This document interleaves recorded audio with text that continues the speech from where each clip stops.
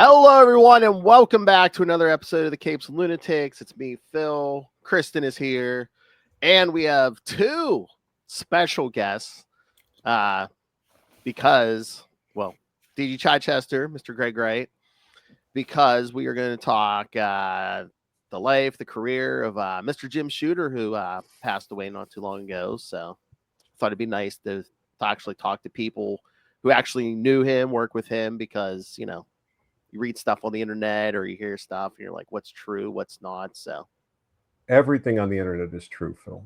Everything. Oh, really? Every single thing. Yes. It's true. To the person who posted anyway. So. So anyway, yes. I mean, from what I know about him, I know he comes from around my area, around Pittsburgh. So I know that. And he got into the business early. Didn't he like start it at like 14? 13 is when he started, but I think 14 is when his first story was actually published, and they had no idea that he was a kid. Right. So that's the story and the truth. So that's the story. We all have heard that story. I'm sure it's true. The urban lore.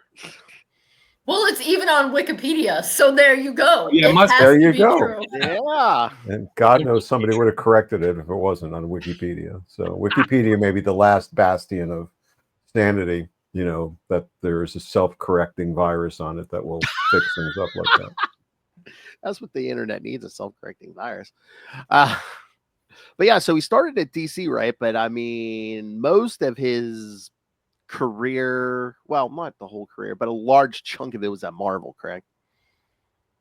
Probably the most important part of his career was at Marvel. Yeah, Dan. The most important part, I think so. I mean, I think that's what he's most identified with, and I mean, that was my experience, you know, with him, was knowing him through Marvel. You know, I was sort of familiar with the name, no idea about his, you know, pedigree or background, you know, but I mean, when I got there, he was the guy, editor in chief? Editor in chief, yeah, at that point. So I mean, did he even start as an editor, Greg? Or did he just come in as like editor in chief? You know, yes, I think he came in. He was. It's one. I believe he was an editor at some point. I mean, or he either came in as an editor or as a freelancer, because he'd already before, you know, he shoved Archie Goodwin aside to steal his job. I mean, took the job Archie didn't want. People were already not thrilled with him in the creative community, but not nearly as much as later. But, you know, like anybody that comes in and in charge, you know, somebody's not going to like it, you know. So there were people that were accustomed to because there was like, I don't even remember. It was like 4 or 5 different editor-in-chiefs who had put Marvel into a lot of problems. You know, the schedules were blown, and, you know, there were a lot of writer editors just doing whatever the hell they wanted. So, you know, when he did come in, that was the whole. When he did take over, that was the whole point, was for him to, you know, as they say, get the trains running on time, you know, to sort of get rid of the chaos. And he did that. Mm-hmm.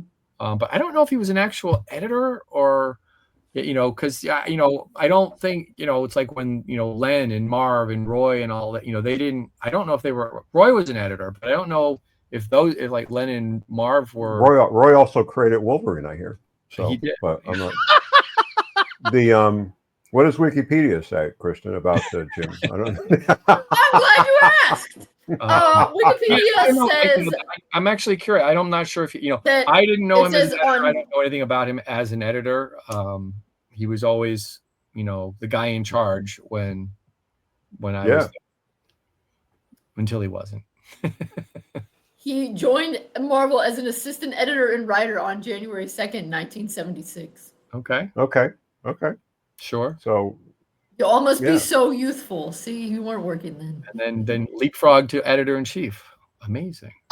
Before you go on, I'm gonna ask a silly question, but is editor-in-chief the top person? How many people are above that person? Or is that the top editorial person. Yeah. But then there's publisher, and then there's president, so then you start to go up in the, in the business hierarchy, Oh, okay. But Then there's the the top. salespeople, and that's a whole other Right. So that's like tried to take over. Related. That's like top of the position. writing stuff. Right. And I think, as Greg was kind of getting at, there was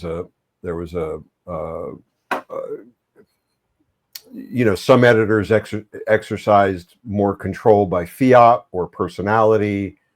Some were more buttoned up by nature, some were more kind of all over the place. But when Jim became editor-in-chief, my understanding is that's at a fairly young age, I think he was still pretty young then, right? I think he was like 28. 28, I want to say, right? Which is, he was 20. I mean, very young to be in charge of a company. And I think he was, and I believe it's when he took over, unless it happened later, he was also made a vice president. So, because he had a lot of power, which was the problem that, later, because the people in charge weren't thrilled that he had power. But, I think a lot of the things you and I, and whether these came from Shooter's influence to some extent by the time we got there, having discipline among an editorial group is important. I mean, you Greg and I would argue that that's, you can't really run a line of books. You can't run a company. You can't run all the crazy personalities without the discipline of schedules and on time and bonding with readers, through that type of thing. So if he had to make, the enemies he would certainly make later were, for many reasons, some of them, quite valid. But that sort of stuff was totally necessary to any company, let alone Marvel getting on track. Well, the writer editors were the first ones that were irritated, because you had editors who were writing the book, so they had complete control and they were kind of doing whatever they wanted. Which, of course, I would probably do the same thing. But, somebody's got to say, hey, wait a minute, you just wrote shit. So we're going to publish that shit. Whereas if you're a writer editor, you're going, well, I don't think it's shit. Well, and again, they were picking and choosing, and you can kind of imagine, how that could be a bad thing. I think it was a bad thing to have writer editors. I think everybody needs to have an actual editor looking at your stuff so that you don't get too self-indulgent. Yeah, that still amazes me. You look at some of those old books, and it's like, the guy who's writing it is also the one editing it. And it's like, okay, there's no oversight there. Mm-hmm. Yeah, essentially. It worked in the old Westerns when somebody was like the postmaster and the sheriff and the librarian. So they figured same kind of thing. But yeah, I mean, you do talk about, rubbing people the wrong way. I mean, he did. I mean, whether they liked him or liked it or not, I mean, he did have strong opinions on a lot of things, right? Yeah, and those opinions, I would argue, again, in my experience, is not the same as other people's. But I think at the base level of some of the things that he was insistent about, introducing characters, by name, establishing what they're about, making sure the story, functions in a certain level of conflict and whatever. Like, these are all base tenets that you should, have an allegiance to. But the problem becomes when you become so draconian, perhaps, about the way that is executed. And if that insistence, is at odds with other ways of achieving those goals, but maybe not the way that you would achieve them, then that is where you run into problems. I think. I mean, Greg, you had more experience with that than I ever did. When you could read his blog, but you're going to have to eat a block of salt with it. When he talks about the things that he was trying to, force people to do, it all sounds completely logical, every bit of it. But I kind of look at it as there's what you call like the kindergarten book to how to do comics, so that you're telling the story clearly, so that you're introducing the characters and all that kind of stuff. And that's great. Every new person needs to have that. But he took it to this sort of extreme of there's only one way to do all of these things. And that one way was his way. because after Secret Wars, he decided that he knew better than everybody about every way to do everything. And he would literally tell editors, my version of the character, the way I wrote it in Secret Wars, is the only way to write this character. I have written the definitive version. And it was the way he did it, because he did it in a threatening manner, so that people were terrified to try things. It's like, because when I came into Marvel, I came in through Dan at Epic, and I had Dan's experience about who Jim Shooter was. So that's, I had a very positive expectation when I met him. And when you meet Jim Shooter, I don't care when you met him, he's an impressive guy. He's incredibly good he was always very good with the fans. He's actually quite charming.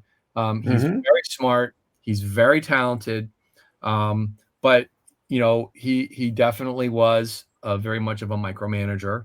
But I came into Marvel, and I just started getting the sense that there was a lot of cracks around Jim Shooter and all the other editors, including our boss Archie Goodwin, because like one day Shooter came in to bark at Archie about something, and Shooter like literally ran out of the office with his tail tucked, because you did not really mess with Archie, and which was just kind of bizarre. And then very quickly, we started seeing Mike Carlin was fired, because he dared to say he wasn't the guy to be editing X Factor, which had turned into a giant problem. And then Jim Owsley was fired, and then Elliot Brown and John Morelli were fired. I mean, it was like this rapid fire succession of people who were not doing as Jim Shooter commanded. And Jim Owsley was, like his little acolyte, acolyte, how do you pronounce it? Acolyte. That, he desperately trying to please Jim Shooter, including firing Tom DeFalco and Ron Frenz off of the Spider-Man book because Jim Shooter manipulated him into doing it. So editors were terrified because you just didn't know which thing are you going to do that is going to get you fired. And everybody, and we weren't making any money at that time on staff. So people that were there loved their job. They loved Marvel. They loved working for comics. And that they were terrified unless you were working over at Epic, because he did seem to leave at that time. Archie, Shooter left Archie to run Epic the way he wanted. We never had any issues ever. And that was the thing. While I was Epic, I was like, wow, I don't understand all these people having issues. And then I moved over to the Marvel side and I went, right. I mean, was that because he was like protective of the brands? Because it's like, Spider-Man's on lunchboxes and T-shirts and. Well, that would be the logical thing. I mean, you have to be protective of the brand. That's a whole thing. It was, things like, I don't, this artist is drawing characters who are breaking the panel border. I'm going to fire you because you used them. Or I don't like the way this artist draws this stuff, or David Mazzucchelli drew a couple panels in the Frank Miller Daredevil thing that he drew him a little more abstract as a storytelling point, and Shooter lost his mind over that. You're really, and Shooter was a guy that championed Frank Miller. I liked his work, but it's like nothing seemed to be, safe. So editors were constantly telling creators not to do certain things because they were terrified if they did it and they showed it to Jim. Jim would fire them for allowing them to do it, or they'd fire the creators. Right. I mean, it was a lot of fear on that side, and it was very toxic. And when you've got a group of people, and it wasn't every editor, there were editors like got along with Jim just fine. There really were. Larry Hammond never seemed to have a problem with him. Jim Salicrup didn't seem to have a problem with him. But when you're trying to make comics that won't get you fired, instead of just trying to make really good comics, because you would try to do a good comic, and everybody tried to follow his rules. They really tried to, but you never knew when somehow he was going to come up with some other thing and come in. And if you didn't just go, yes, Jim, I'll fix that. Gosh, Jim, I'm stupid. You might get fired. We really didn't know what it was. And everybody that worked on the new universe was petrified. That's where Elliot and Jack, I think suffered from that. right? Well, they I mean, did get more, fired. more.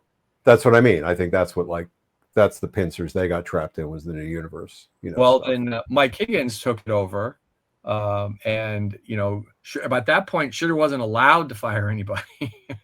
So he wasn't allowed to fire Mike Higgins. So he took the books away from him. Mm-hmm. And he gave him, and he handed him over to Howard Mackey, which is how I got my job with Mark Grunwald, because Howard had moved up. And Howard was petrified. He goes, well, I guess I'm the next one to get fired.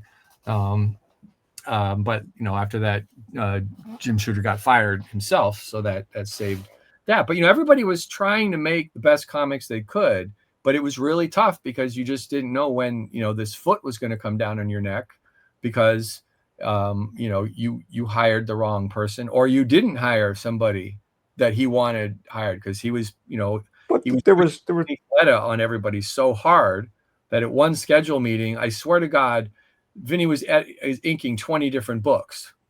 Because the schedule meetings were actually very smart, because Shooter was very involved. So he knew everything was happening. And he was going down the line. Well, who's inking that? Vinny Coletta. Who's inking that? Vinny? And at one point he goes, why the hell is Vinny Coletta inking 20 books at Marvel? People said, well, Jim, you asked everybody to hire him. He goes, well, I asked you to give him some work. I didn't tell you to give him all the work.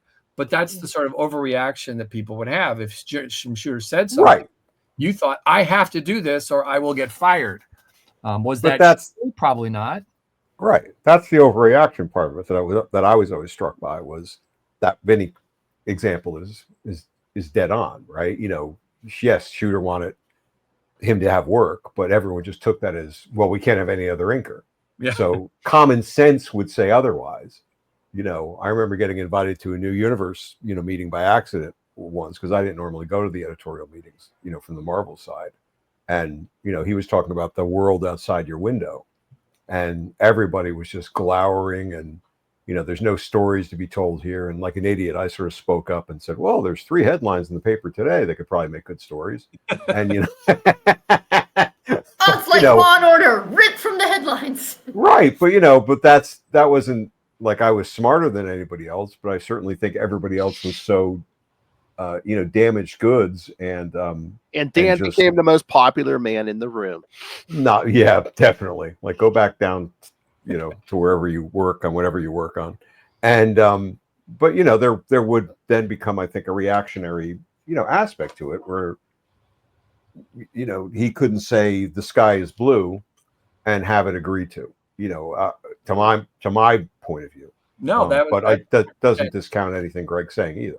Yeah, that's 100% true. But Vinny would go around and tell editors they had to hire him, or he'd make sure Shooter would fire him. That wasn't true. But but everybody believed that. So people were giving, some people liked Vinny, and they hired him because Vinny could, he could crank out work really fast. So it's not like, but he would go around and he would say this kind of stuff. And anybody who was friendly with Jim Shooter, people would suspect them and treat them poorly. So, I was working with Bob Layton and Dave Michelini, who were friendly with Jim Shooter. And a lot of people were like, oh, you got to watch your back with those two. They're going to tell Shooter, they're going to get fired. They were the 2 easiest guys that I had in my office, Shooter had made this declaration at one point that we were not allowed to present his opinion as his opinion to a freelancer. We had to present it as our opinion. So naturally, the first person he decided to tell me that I had to explain to them how to ink a book was Bob Layton, who immediately was like, that's your opinion? I'm like, yeah. He goes, why wasn't that your opinion, like last week when I turned the pages in and I'm trying to say something? He goes, that sounds like Jim's opinion.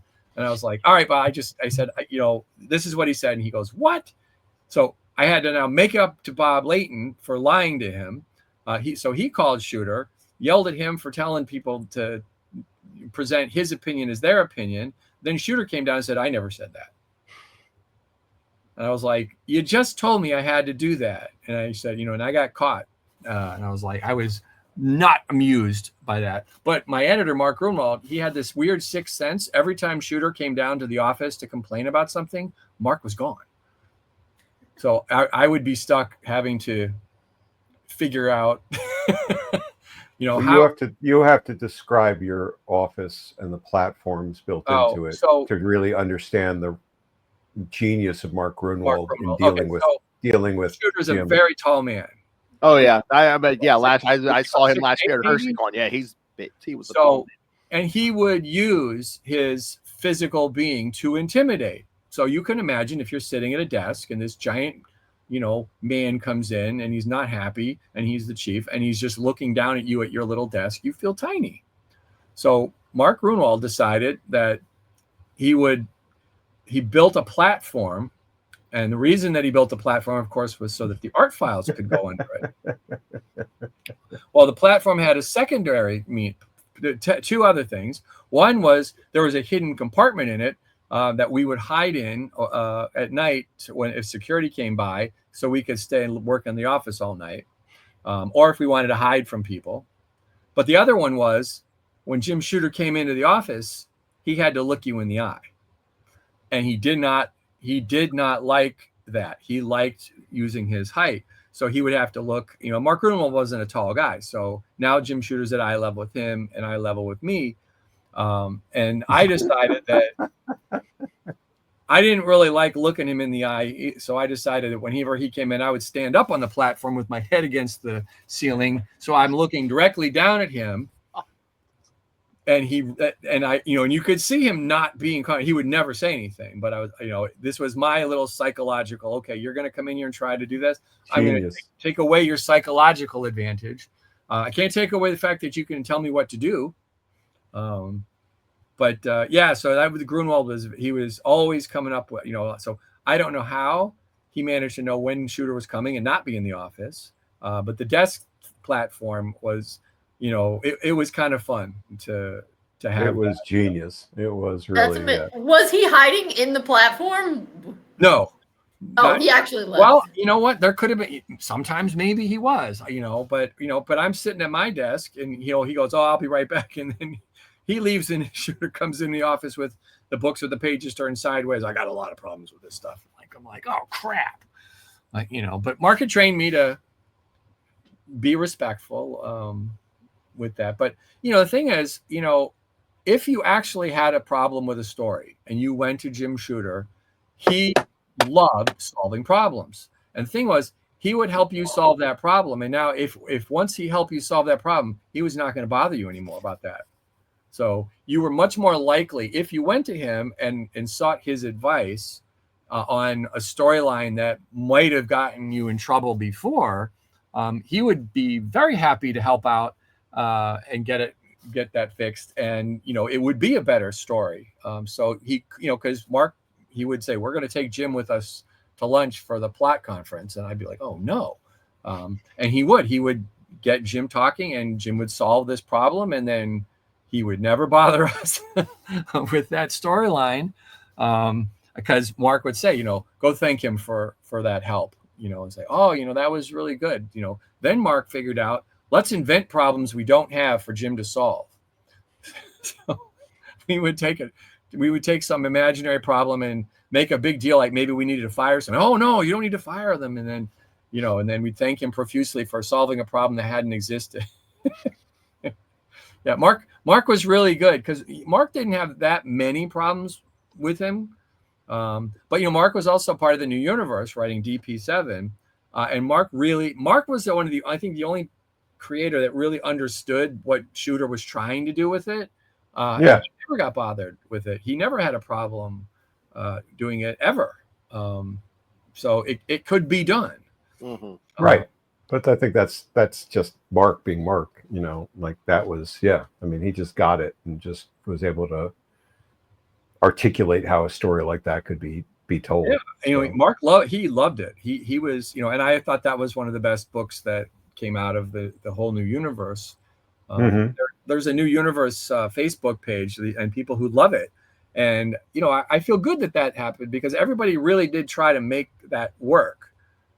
Despite the fact that, the first several issues had a different creator on every one because nobody could take, having to rewrite everything 4 times for Jim Shooter.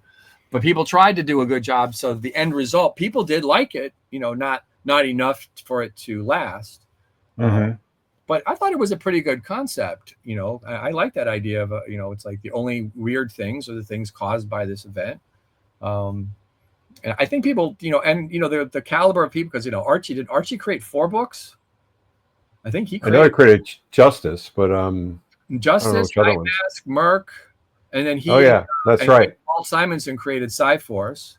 Yeah, Right. Yeah. Well, that's just Archie. because wasn't Shooters wasn't he behind Starbrand? Yeah, he came up with Yeah, Starbrand. he was Starbrand. Elliot Brown and John Morelli came up with Spitfire and the Troubleshooters, and Tom DeFalco and Ron Friends came up with Kickers Incorporated. So, you really did have a huge amount of talent, and and I'm including Jim Shooter in that because he is a terrific writer, working on these books. Mm-hmm. At least for that first issue before they all ran screaming. Yeah, because I remember, that seemed like one of his big things. And then, like, I was listening to an interview from 2015. I mean, I knew some of this, but like the whole Secret Wars thing, I know Greg brought up a while ago, Secret Wars, which again, who was it? Was it Kenner? One of the toy companies. One of the toy companies. No, actually, I think Kenner was the DC. Because it was a toy tie-in. And they wanted like a big story to put out these Marvel figures. But did they drive the Secret Wars stuff, or I don't know that for a fact. I don't know that. I'm not saying it's not a fact. I don't know that that's where it kind of came out of. The interview I heard, or was it just sort of the inevitable thing that you want to? Who doesn't want to see a book with everybody in it? Well, that was what Shooter did, but it came as it was part of a toy crossover initially that they brought it to Shooter, I guess. I think he said he turned it into they just wanted a story. They didn't care what the story was. Yeah, but he turned it. I mean, it was very successful, and he had Mike drawing it. And of course, he assigned himself the writing of that. So, well, yeah, I don't know how that happened, but yeah, I mean, but he did make it work. You can't deny that. And I think that's where a lot of the trouble of I know better than everybody and it has to be done my way. Because it was such a success. It was like, well, if this was such a success, of course I must be the smartest person in the universe. Yeah. That kind of thing. But that Secret Wars was already like in motion or over by the time we got there, right? Yeah, I mean, I think Secret it was Wars. Well, I think they were moving into Secret Wars too. Yeah, first one was 84, second one was 85. So yeah, so we missed that. I got there just around the time the new universe was starting at when I started over at Epic. Because I remember we made fun of the black border around the because it looked like a death like a funeral invitation or something. Which I think you were the one that said it, and after you said that, I couldn't unsee it. Yeah, I was snarky in those days before I got so settled and zen-like. Those days. You had to be careful. The thing is, Shooter would try to be funny, and it just would backfire on him. Oh. Because the way he would describe stuff sometimes, because there's the famous, how do I know they're not wearing roller skates? If you didn't draw the thing. Now, he wasn't really meaning that, but everybody took it that he honestly thought that there could be roller skates, because when he said that to me, I looked him straight in the eye and I said, well, Jim, you draw them in a different posture if they had roller skates.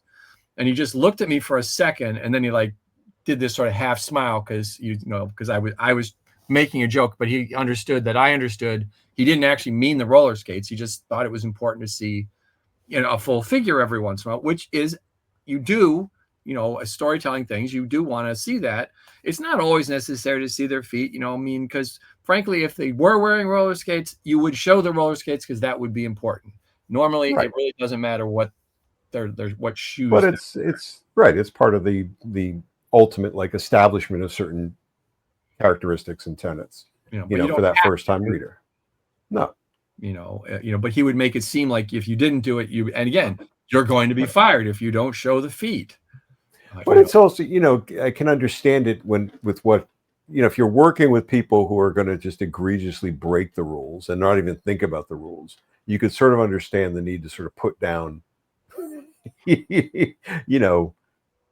direct things like that. But to the point earlier, I think, it just then becomes, well, this works perfectly well without having to incorporate that rule to the letter. But his point of view seemed to be that it had to be to the letter always. Well, because that's where it would be a problem. But new artists would make a lot of these errors, so they didn't understand the kindergarten rules, and once you understand them, you can break them, because he never seemed to have a problem with anything Bill Sienkiewicz did, which always bewildered me, because Bill's stuff was so out there, it was so insane and so cool and so awesome, it just was ripe for him to hate. But he never seemed to have a problem with anything Bill did. He seemed to really like what Bill did. He was always annoyed that he couldn't tame Walt Simonson, but he didn't really have any issues with Walt. So there were people that he didn't really have trouble with. I have to ask Bill about that. You have to sort of wonder if it's like Bill's guileless facade of like, yeah, it's cool, like sort of just found it like, whereas Walt would be, I think, a little bit more like, WTF or whatever.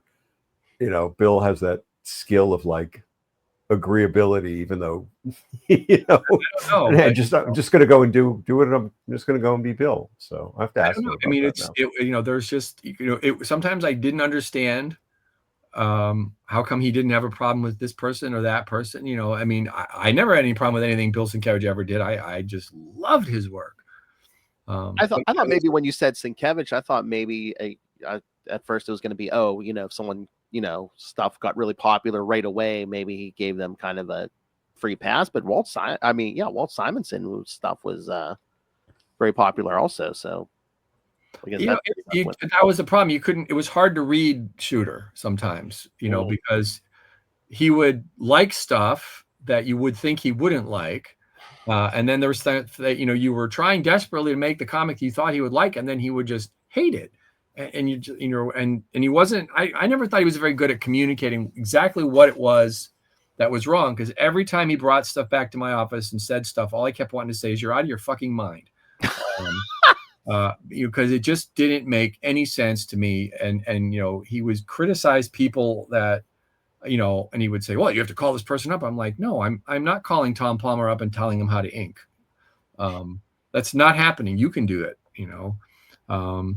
it was stuff like that would just baffle me. It's like, what would make you think I have any, I don't even have any, at that time, I had no credibility. How am I going to call, Tom Palmer's a masterful inker, no, that's just not going to happen. I never even told Tom about that story. I was like, there's no way that he needs to hear that, the day that Jim Shooter said, I think Tom Palmer's lost his ability to ink. He doesn't know how to use black. Okay. Yeah, that was a fun day. So I actually went to John Romita and showed him the pages, and I was like, this is what Jim Shooter told me. And Romita's eyes like rolled in the back of his head, and he said he doesn't know what he's talking about. And then he proceeded to explain to me just exactly why Tom Palmer was a master and brilliant. So the good thing about that was I got this lovely hour-and-a-half free lecture from John Romita Sr. about how great Tom Palmer was. But that was the nice thing, because you could always go to John, and I would always ask him questions like, well, Jim Shooter told me this, and what do you think?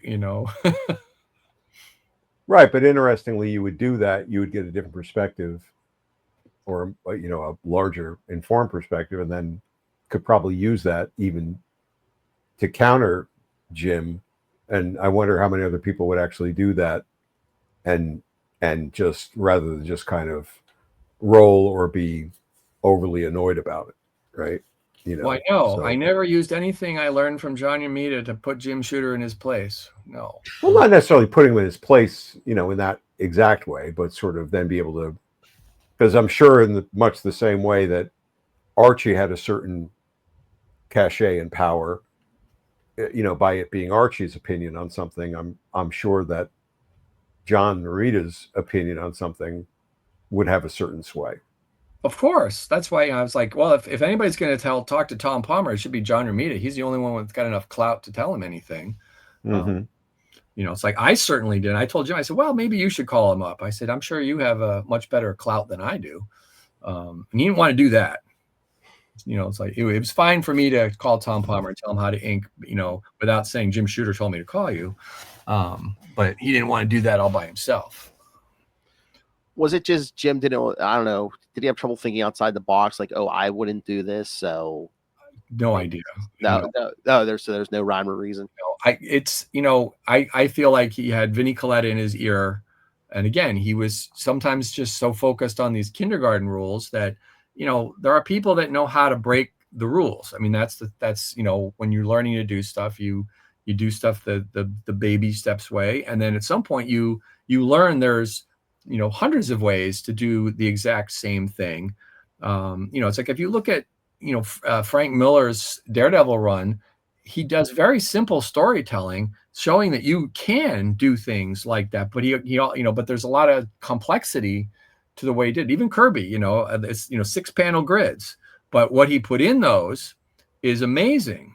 So stuff can be done, but when someone is telling you have to do this and this is exactly how it has to be done, it's taking away your ability to decide how to do that close up or how to establish a shot, and you're just going for the most generic thing ever. And then when you did it, which is what he asked you to do, he would not like it. And you just like, I don't know what to do, because you got mad when the artist did this interesting angle, and now you're mad that he did the angle you told him to do. So it was you didn't quite you didn't know when you were going to get in trouble. That's crazy stressful. I can't believe you kept at it. Because we loved the comics, and sometimes it was. I mean, we were lucky. Our office, honestly, we had Roger Stern, John Buscema, and Tom Palmer on the Avengers. Most of the time, that kind of sailed through. We had Dave Michelini, Mark Bright, and Bob Layton on Iron Man. Most of the time, that would kind of sail through. And then we had Steve Englehart, Al Milgram, and Joe Sinnott on the West Coast Avengers. And most of the time, that would go through. I mean, we had creators that understood the basics, established their shots, weren't doing insane, crazy storytelling. So it would go through. But then I decided that I would hire Kevin Nolan for something, and he lost his mind. It's like, well, this doesn't look like anything else. I went, right, that's why I hired Kevin Nolan. But and he just couldn't handle that it didn't look the standard sort of way. He didn't like style, except for Bill Sienkiewicz. So it was you just didn't know, and I was like, I don't know what to tell you. How can you not love Kevin Nolan's work? Because I came from Epic. When I started Epic, the stuff that they did at Epic was just, it was epic. It was so much of everything I think comics should have been. But you couldn't do that on the Marvel side. You couldn't until you could. And then you had people complaining about it. Well, people internally complaining about it. Like, what are you doing here? Why are you getting this guy to paint a cover? This would sell so much better if it looked like an ordinary comic. Oh yeah. Why? Okay. Well, like they were because when I got we got Kent Williams to do one of the Deathlock covers on the limited series. They were like, what the hell is this? Why didn't Joe Jusko just do all the covers? I'm like, I don't know, because we thought it would be fun to have different people, because Bill did one, and Kent did one, and Joe Jusko did one, and then Dennis Cowan did one himself. Was Jim a lot of his decisions based on business too? Because didn't he have like a hand with like the distributors and stuff? And I think he had issues with like the direct market, maybe. Literally said he didn't care about the sales. He was looking. He really, really wanted the best comics. That's what he thought. As long as but his version of the best comics did not mesh with a lot of other people's version of the best comics. So when you had that collision, that was where the problem was. Perhaps if everybody had just done everything Jim's way, everything would have been really awesome. But creators don't tend, once you're freelance, you don't tend to want to do everything this one specific way. You kind of want to be creative. But that's a critical thing, I think you just said. In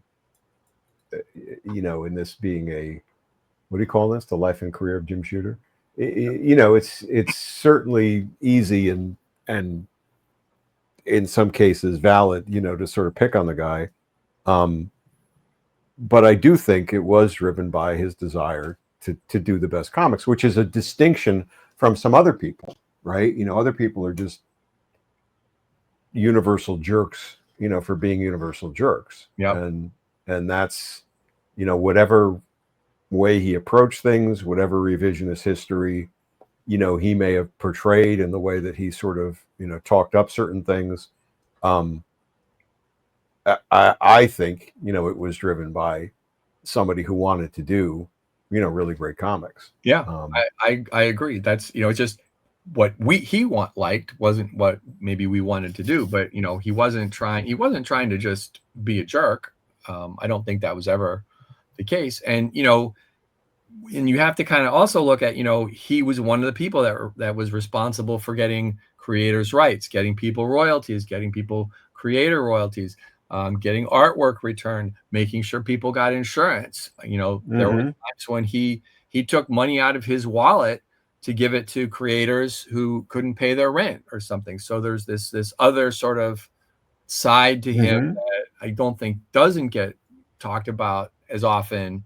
And some of the people that he helped out are some of the people that were the most critical of him at other times. One thing doesn't really have enough to do, but he was, I don't think he was a bad guy.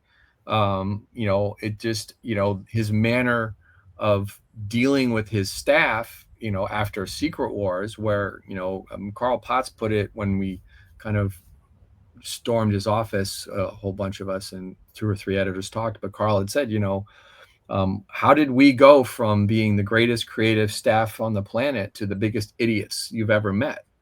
Because that's how he treated the staff at that point.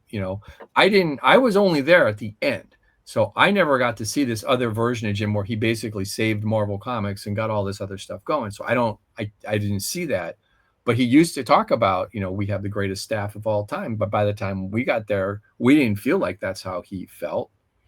And I thought that was an interesting question when Carl, asked that question. And Shooter seemed very surprised by that question, but he never answered it when he asked him. I know I've heard people say, oh, he put himself on Secret Wars for like the royalties and stuff. I mean, do you think maybe he wanted Secret Wars to say, okay, here, I wrote the Bible. A lot of the big characters are in here. So, write Spider-Man the way I wrote Spider-Man, write the Avengers the way I wrote the Avengers, write the Fantastic Four the way I wrote the Fantastic Four. Maybe, or he may have thought he was the only one that knew all of these characters well enough to do it, or maybe nobody wanted it. Sometimes people wound up with, stuff because nobody else wanted to do it. I don't know. I mean, think about the Transformers. Nobody wanted to touch that thing when he was shopping it around. Bob Budiansky, agreed to do it, and Bob, has become forever identified with an amazing property because he defined that world and then so many of the characters. So that could have been the case, but the only person, Phil, who could probably answer that question is Jim. So yeah, unless somebody else was there. So I don't know if he assigned himself Secret Wars or if he assigned it to an editor and the editor said, gosh, Jim, you're the only one that can write this. I mean, I can completely see, if he was already being so controlling, the thought of hiring somebody that Jim was going to be able to tolerate writing all of the characters, the easiest thing to do was to have him do it. And he did a good job with it, so, I wouldn't, it's like, I mean, having written like Spider-Man a couple times, it was horrible because, with all, because there's so much pressure to write it the specific way and you can't do anything you want. I mean, it was just like, try to, just imagine writing all of yeah. And so many of those characters, right? Imagine it. So I don't know, maybe nobody else wanted it. I mean, I don't know if this is just a line or not, but I think in the interview he said, he'd be seen as playing favorites if he assigned someone else to do that. That sounds like a line. Probably, but yeah. That sounds like a line. But everybody does that. Every editor has their favorite people that they hire, and maybe and if he, And if he did assign it to himself, then that would be, I don't know, like, it's not like there aren't moments where we've all tried to kind of like do something for a brass ring. I mean, anyone who looked at that rationally, has to see it's going to be a home run, right? The first time something like that was done, I think, at that scale, with a kind of a built-in, of course, everyone's going to want this, no matter what it is. Could have been the shittiest thing on the planet, and that was going to sell like gangbusters. Yeah, because it's tied to toy lot. It's tied to toys and those. They would promote those on television, TV commercials and stuff. So, but I wouldn't have wanted to be the guy that wrote that and then it failed. Nope. No. Right. If Jim Shooter wrote it and it failed, it wasn't gonna. He wasn't going to fire himself from the company. Right. But it's kind of, at that point, it would be hard to imagine how it could possibly have failed. Nowadays, maybe. He's a very good writer, and they had Mike Zeck as the artist. So, it had a really good team. You cannot take away that Jim Shooter is a very good writer. You just can't. That's no matter what else you think, he can write his ass off. And he's been doing it longer than, and none of the rest of us were writing comics when we were 14 that was published. Yeah. I mean, and then like Dan said too, I mean, it's going to sell because that was like the first, I think, was that the first big Marvel story where it's like, oh yeah, we're going to throw most of the heroes together, I think it was the first big giant crossover like that, period, maybe. Maybe Crisis on Infinite Earth. Like, I think that predated that. Might have been like a year later. So yes. Yeah, I think did that come after it? I thought that was so. Because Crisis happened when we were on staff. Oh, okay. My time mixed up. Because you want me to check? It's really hard. If it helps. This happened. Well, Crisis I think was 85 and 86, and the first Secret Wars was 84. So yeah. It would have been before. Okay. Oh no. I'll go with that. Jim Shooter set the bar. Well, he did set a lot of bar. I mean, that's the thing. You can't take that away from the guy. Even after he left Marvel, I mean, Valiant was a big success. Yeah. After that, not so much. But to bounce back after being fired from Marvel to found another company that was a big, they had some stuff. They were competition for Marvel and DC. They weren't fooling around, and there was some really terrific stuff that came out of there. I think didn't you work on some of the Valiant stuff, Dan? After he left, I did some Valiant stuff with when Fabian was there, and Jeff Gomez was there, but that was after he moved on. But I did some stuff for him at Defiant. Yeah. He brought me in for some stuff on Defiant, and there's an argument by him, that Defiant would have been more successful if Marvel hadn't come after them for that, whatever it was, Warriors Plasma, Warriors of Plasma, something, and they said it was a copyright infringement on something they had done, and which could have been true. I don't know, but they certainly came after him with guns blazing. Oh, and, well, anything he did, that was the thing. If Jim Shooter was doing it, Marvel was coming after Jim Shooter. Right. It was not fair, but the hatred that was coming at him because of what had happened at Marvel from a lot of people, there was a lot of unfair stuff coming at him, and he let it bounce off him and kept forming new companies. Our mutual pal Dwayne McDuffie actually really enjoyed working with Jim Shooter. Dwayne, who helped form Milestone, probably one of the greatest writers out there.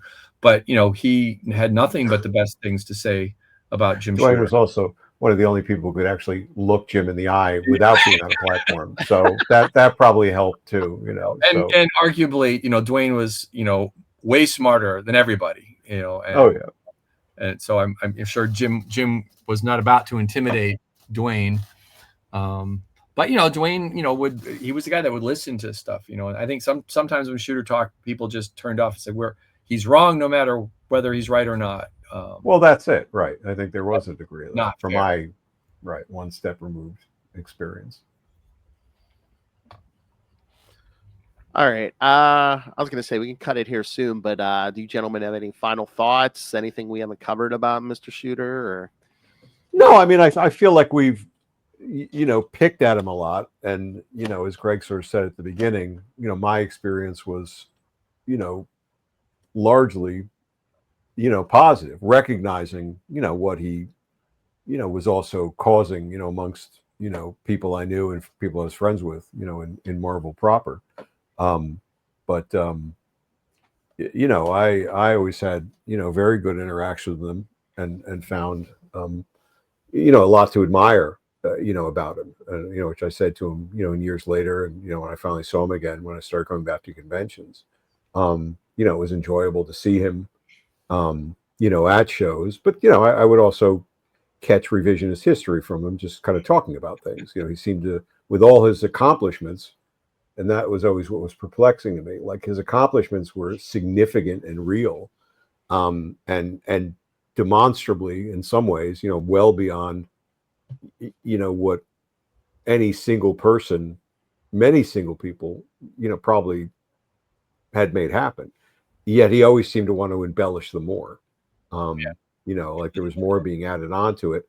But I didn't question, that in the moments I had to sort of like, chat with him at conventions, like even at Hershey, where you guys saw him, Phil. And but to me, he was a a pretty amazing influence, at a time when, I was trying to figure a lot of stuff out. And, I was very grateful for the, the chance to, to work with him and work around him, and certainly, no pun intended, stands tall in the people that I, did have that kind of interaction with. So to me, it's it's a net positive, and it's one of those things where, a lot of people are passing away now. You're losing people just because of time and age, but certainly, seeing him go, brought a lot of things to the fore, for me. I think he's going to be much better remembered for all the really good positive stuff that he did, because when you kind of look at his very long career, the problems at Marvel was a kind of a short, nasty little part, but did all this stuff, and the fans don't really care about most of that other stuff. They care that he wrote Secret Wars, or that he wrote stuff at DC, or that he created this stuff. He helped found Valiant, and then they see all this work that came out at Marvel while he was there. And yes, he did have an influence over some of the work that John Byrne and Chris Claremont did on the X-Men, and Frank Miller getting into Daredevil, and Walt Simonson, and the very beginnings of Epic Comics. So he did, he deserves that credit for that. And I think that's how he will ultimately, be remembered, that he did a lot of really good stuff. And, the fans won't really care. It's just, this group of us that was at Marvel at that one particular time. And, I kind of try to put it out of my mind, but, I didn't really want to talk to him when I saw him. It just brought up stuff. Right. But, I was very sad when, I found out he was sick. I thought that was terrible, because, he was this big, he's a legend. You can't get away from that. And, to see a legend start to crumble a bit physically, it was hard, and he was out there even when he was sick, because he really liked the fans. He really enjoyed talking to the fans, meeting the fans, telling, stories. But he was, he really was. He was there for the fans. He was there for the readers. Despite our troubles with him, he really wanted it for the readers. And he one of the big things, he says, every comic could be somebody's first, and you have to write it like that. And that's something that Tom DeFalco would say as well. But it's true. If you pick up a comic, you don't know what's going on, you're done reading comics. I would add something you just said there, Greg, or build on it rather. And I do hope he's remembered better, because right now, there's good remembrances, but there's also a bunch of shit talkers, for the sake of shit talking. I mean, a couple of them, like, I had to hold back from, like, you're just excuse me, fucking going off for no good reason except here's your chance, to say a bunch of stuff about a guy who died yesterday.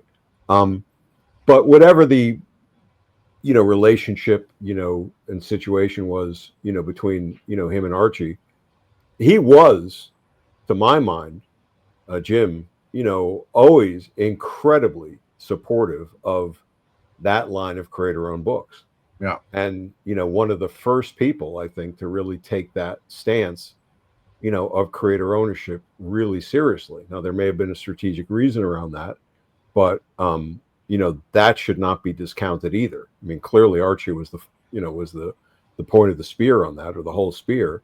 But, Jim was, there was never a question from him about the value of, people owning their properties in that instance.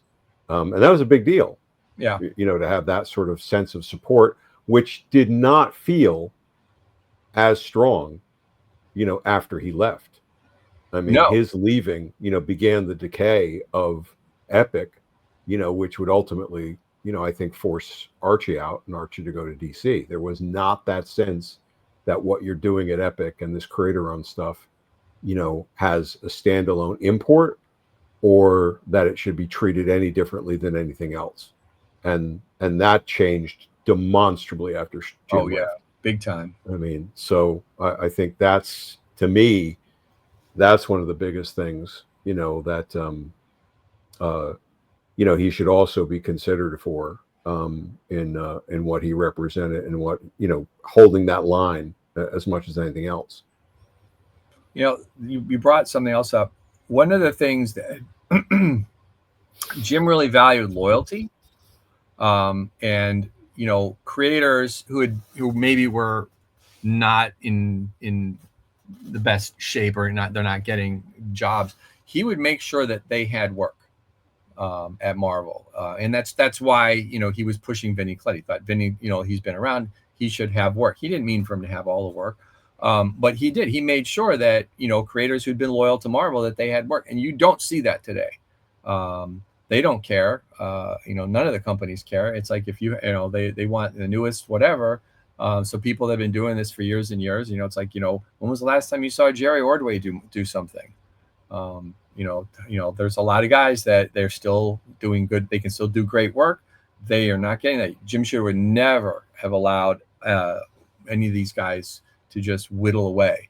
If they were, if you were willing to work, I said he would make sure that people had work. And he would. I remember going around offices, and say, these people here need some work. You have any work for them? And that's a big deal. He valued that loyalty, and that's another. Again, there's a lot of positives, with our little picky things. I think that's how he'll be remembered. I think he will be remembered. I would hope so. I would really hope so. I hope that that there's more of that in the long run. I mean, a lot of people have called him complicated, even and then said positive things. And I think that's that there's real truth to that. But I would hope the positive things are also not erasing the complications, but that the complications don't erase the positive things about him. Well, see, I like to use the word complicated because there's stuff that I experienced that was not good. That was really bad. Well, no, I know that. I know that. And that is good. So it's not this one-dimensional thing. No. Yeah, there's this part, but then there's all this other good stuff. So, it's right. And prior to our arrival there was a whole other version of Jim Shooter that people really liked. Right. Right. So, you could see the pictures where, there's a lot of camaraderie and all kinds of really great stuff. I didn't see that, unfortunately, but so yeah, but you did get some fruit soap out of it, though, as I recall. And we're not going to tell you that story, but unless Greg wants to go down that road, but I'm not going to go down that. I still don't quite understand where that one came from, but okay. I understand it. I think I understand it. All All right, we'll stop on fruit soap. All right. Right into the band that they tell the story of fruit soap. All right. All right. Thank you, gentlemen, for your time. Greg, you want to promote what you're doing? Like what am I allowed? Okay. The thing I can really promote is we're almost finishing up Escape from Monster Island, Graham Nolan's creator-owned book. We're, not that many pages from being done.